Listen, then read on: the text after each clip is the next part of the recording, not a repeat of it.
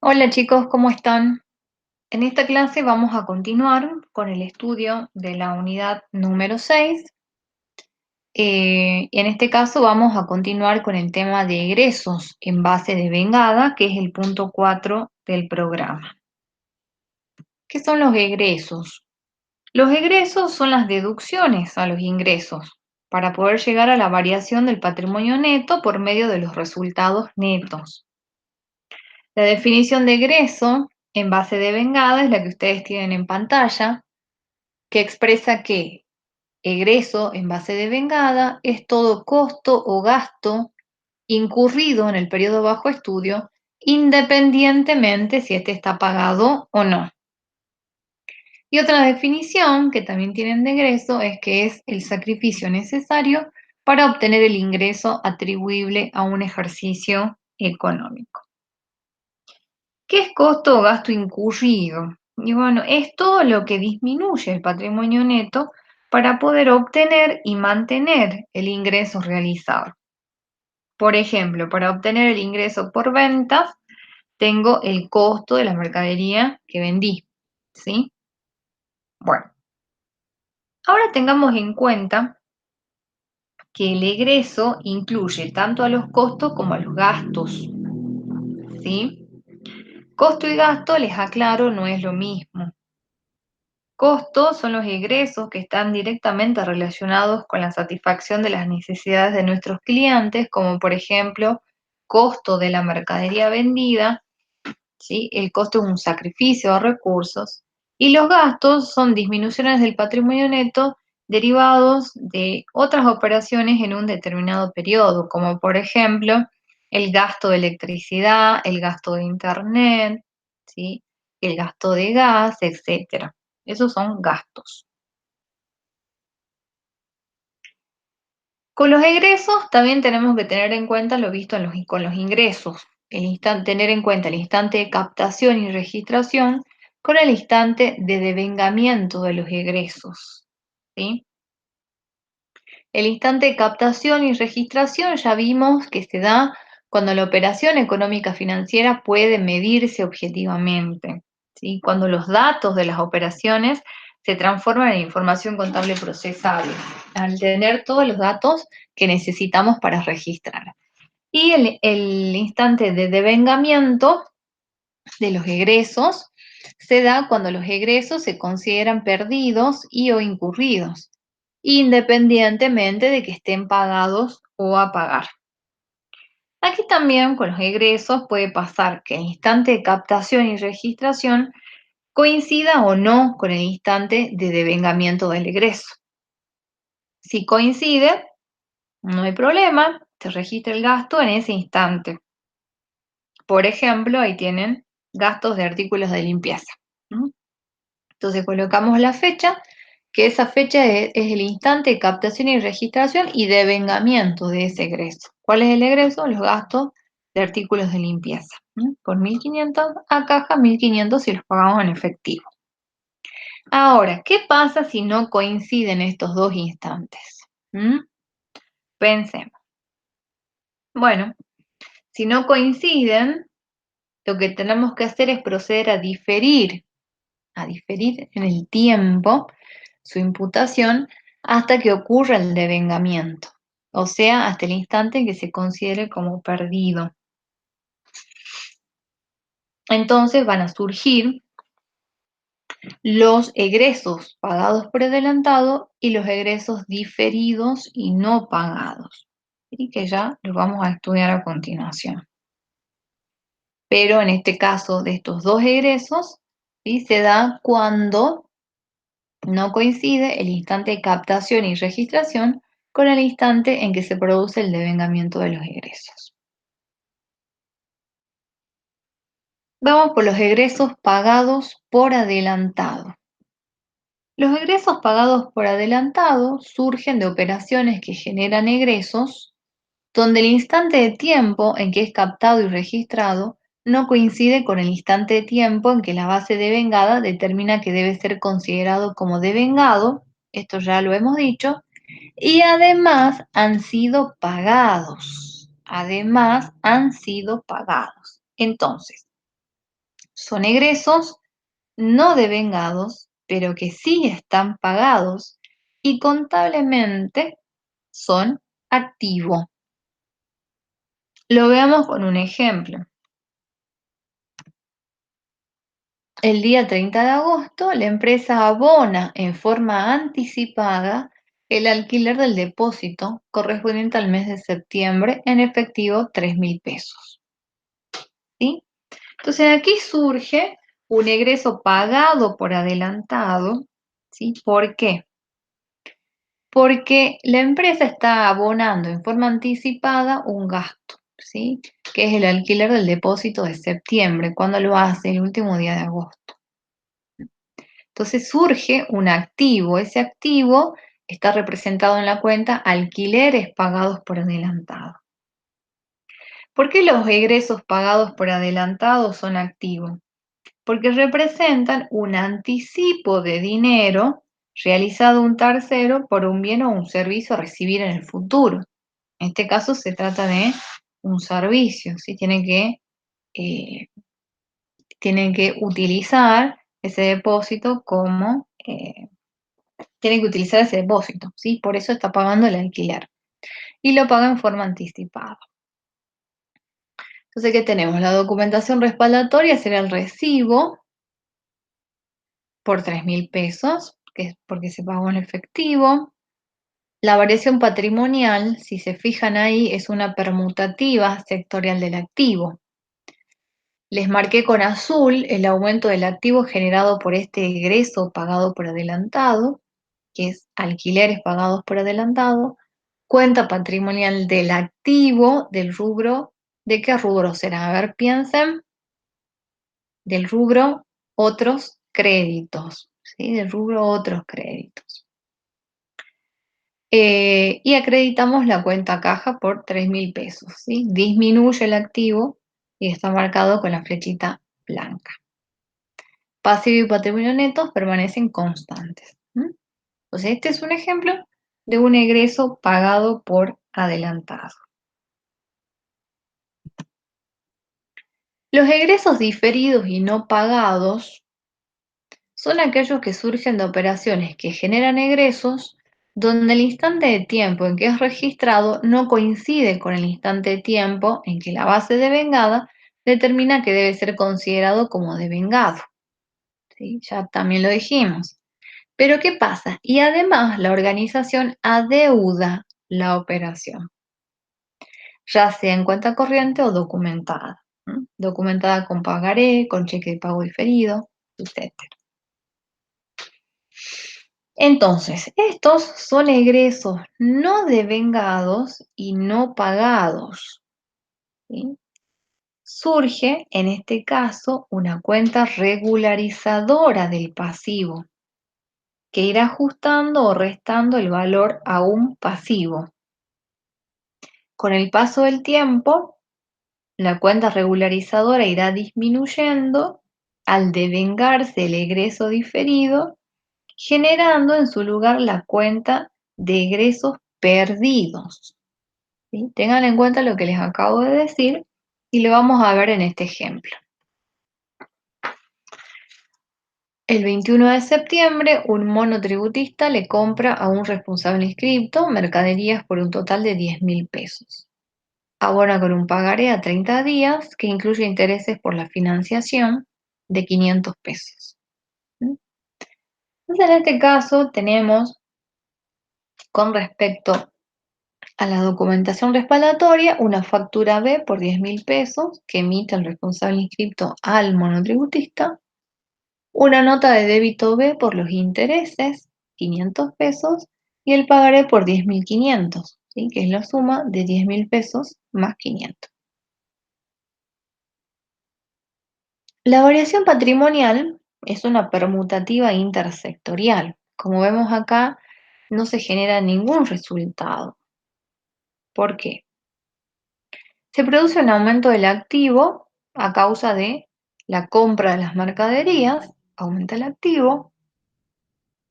Se produce un aumento del pasivo, ¿sí? Porque no cancelamos en ese momento, sino que dentro de 30 días esa deuda está instrumentada con un pagaré.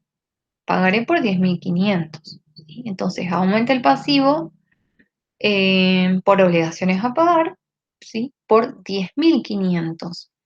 Y disminuye el pasivo, y se los marqué con otro color para que lo identifiquen, con los intereses negativos, por los intereses negativos a devengar.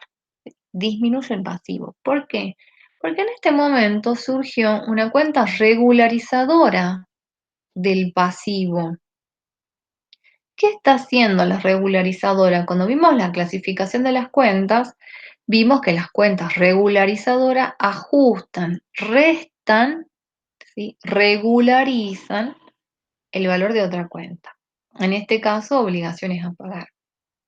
¿Qué me está mostrando? Que al día 21 de septiembre, si bien este monotributista tiene una deuda por 10.500 pesos, registró ese pasivo por 10.500 pesos, ese pasivo contiene intereses que todavía no están devengados. Por eso pusimos intereses negativos a devengar. No están devengados, ¿sí? No están perdidos el día 21 de septiembre.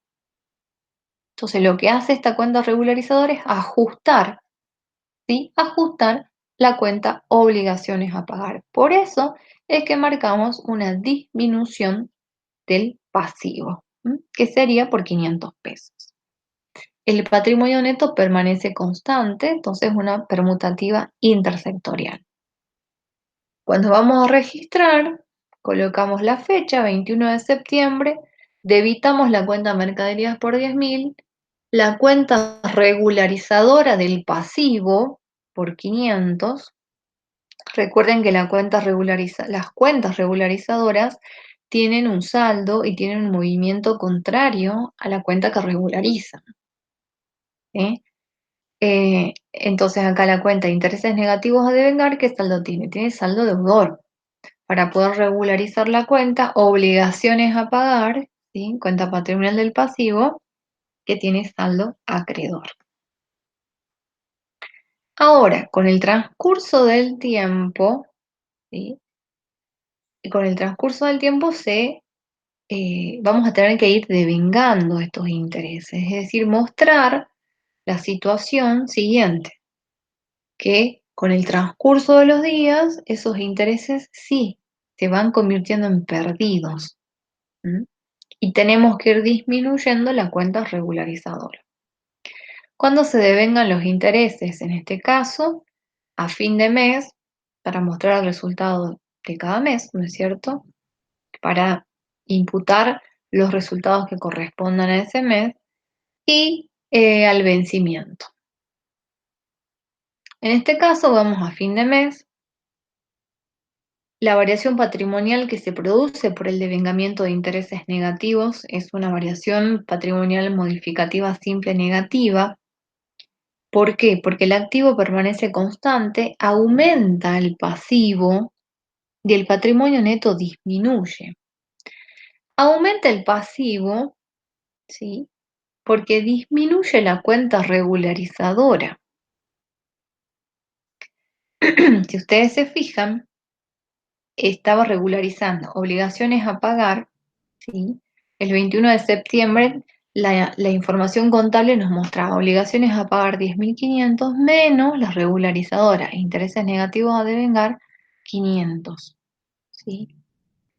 Ahora la información contable nos va a mostrar obligaciones a pagar 10.500, pero, ¿sí? Si estamos disminuyendo los intereses negativos a devengar, el pasivo va a aumentar. ¿Me entienden? Ya no va a estar regularizando por 500, ¿sí? Sino por 150 pesos menos. Es decir, al 30 de septiembre, la información contable nos va a mostrar obligaciones a pagar 10.500, ¿sí? Menos intereses negativos a devengar 350. Por lo tanto, ese pasivo aumenta. Y el patrimonio neto disminuye por los intereses perdidos. Ahora sí puedo decir que perdí 150 pesos en concepto de intereses, porque ya transcurrió el tiempo. Y el próximo devengamiento corresponde al 21 de octubre, donde se cumplen los 30 días. Entonces pasaron 21 días más, digo, bueno, ya perdí intereses por 21 días más, 350 pesos. Intereses perdidos o intereses negativos a devengar. ¿Sí? Y ahí terminamos de devengar los intereses correspondientes a esta obligación. Si vemos la información contable, va a decir obligaciones a pagar 10.500. Y ya no tiene intereses negativos a devengar porque ya han sido cancelados. ¿Sí? Ya disminuyeron, primero por 150, después por 350. ¿Y en qué se convirtió, podríamos decir así, en intereses perdidos? ¿Mm? Tenemos intereses perdidos al 21 de octubre por un total de 500 pesos. Entonces, ese es el caso de los intereses negativos a devengar, que se trata, como dijimos anteriormente, de egresos diferidos, ¿sí?, y no pagados. Con respecto a los egresos, también podemos tener o encontrarnos con los egresos pendientes de pago. Los egresos pendientes de pago son egresos que, de acuerdo a la base devengada, corresponde reconocerlos como devengados o perdidos, pero que a ese instante no han sido pagados. ¿Sí? Estamos adeudando egresos. Entonces son egresos devengados o perdidos y no pagados. Por ejemplo, alquileres a pagar. Em, Al día 31 de agosto, la empresa adeuda el alquiler del depósito de ese mes. ¿No? O sea, la empresa alquila un inmueble que lo utiliza para depósito de la mercadería. Pasó todo el mes de agosto, llega el 31 de agosto, la empresa no pagó, pero tiene que reconocer esa pérdida, ¿sí? Ese egreso por el mes de agosto, sí, es por eso que registramos alquileres perdidos. Pero como no están pagados, ¿sí?, surge un pasivo, alquileres a pagar. ¿Mm? Entonces, en este caso, la variación patrimonial es modificativa simple negativa. ¿Por qué? Porque el activo permanece constante, aumenta el pasivo por alquileres a pagar, ¿sí?, por el alquiler del mes de agosto que no pagamos, y reconocemos la pérdida, ¿sí?, ya está devengado ese egreso, por lo tanto disminuye el patrimonio neto. Bueno, ese es un ejemplo de un egreso pendiente de pago. Bueno, pasemos al último punto de esta unidad, que es resultados netos en base de vengada. ¿Por qué? Porque ya vimos qué son los ingresos en base de vengada, qué son los egresos en base de vengada. Bueno, veamos ahora el resultado neto en base de vengada. ¿Mm? El resultado neto en base de vengada surge de la relación entre los ingresos realizados y los costos incurridos referidos a un mismo periodo de tiempo, ¿sí? Independientemente de que, de que los ingresos estén cobrados o no y los egresos estén pagados o no. No se olviden de eso. ¿Mm? Necesariamente tiene que haber una relación entre los ingresos y los egresos. Es una, es una premisa del criterio de la base del devengazo. Tienen que estar referidos a un mismo periodo de tiempo, ¿m? Y esto implica que de la diferencia entre ambos surge el resultado neto. ¿De la diferencia entre qué? Entre los ingresos, ¿sí?, y los egresos. Estamos hablando en base de vengada. Por eso ahí tienen el dibujito, ingresos y egresos. Los egresos de un ejercicio económico se asocian o se corresponden con los ingresos de ese mismo periodo de tres maneras. ¿Qué es lo que tienen ahí? ¿De qué forma? Egresos que se corresponden o que se relacionan, ¿sí?, directamente con los ingresos realizados, egresos que no se corresponden directamente con los egresos realizados, sino de manera indirecta, y los egresos que no se incluyen en las dos circunstancias anteriores. O sea que no se relacionan ni directa ni indirectamente. En el caso uno, son egresos relacionados con partidas específicas de ingresos. El típico ejemplo es el costo de la mercadería vendida, que se relaciona con ¿qué? Con las ventas, ¿sí? La variación de los ingresos se corresponde con una variación proporcional de los ingresos. Ahora, cuando la variación es en proporción directa, se dice que hay apareamiento entre ingresos y egresos. En el segundo caso, los egresos que no se corresponden directamente con los ingresos, ahí van a tener que corregir, ¿sí? El punto 2, por favor, corrijan, dice, egresos que no se corresponden directamente con los, por favor, coloquen ahí ingresos, ¿sí? Perdón por el error, con los ingresos realizados. En ese caso, se imputan en función del tiempo transcurrido. Como el egreso no se relaciona directamente con un ingreso, se imputan al momento de tiempo que se incurren, ¿sí? Por ejemplo, los alquileres perdidos no están relacionados a un ingreso específico, pero sabemos que corresponde a determinado mes. O, por ejemplo, los seguros perdidos. Y el tercer caso, egresos que no se incluyen en las dos circunstancias anteriores. Bueno, en este caso, los egresos se imputarán en el instante inmediato en que puedan ser medidos objetivamente, ¿sí? En el momento en que se conozcan, bueno, los imputamos como egresos. Bueno, antes de pasar a la otra, les recuerdo de nuevo, por favor, corregir el punto 2, donde dice egresos que no se corresponden directamente con los, ahí va, ingresos, ¿sí? Bien. Bueno, después de entender esto, podemos definir los resultados de otra forma. Por ejemplo, decir que el resultado neto es el neto resultante del flujo bidireccional entre ingresos devengados en un periodo, considerados realizados, y egresos incurridos, gastos o costos, apropiados en ese mismo periodo, ya sea en función directa, esto es lo que hablamos en la filmina anterior, ya sea en función directa a dichos ingresos, en función al tiempo transcurrido o simplemente reconocidos objetivamente. ¿Sí? Esta definición está en el libro de Héctor Ostengo.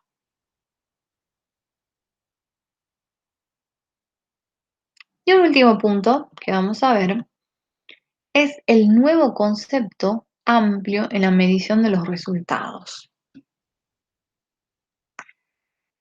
¿A qué vamos con esto? Este nuevo concepto incluye los resultados transaccionales y los no transaccionales.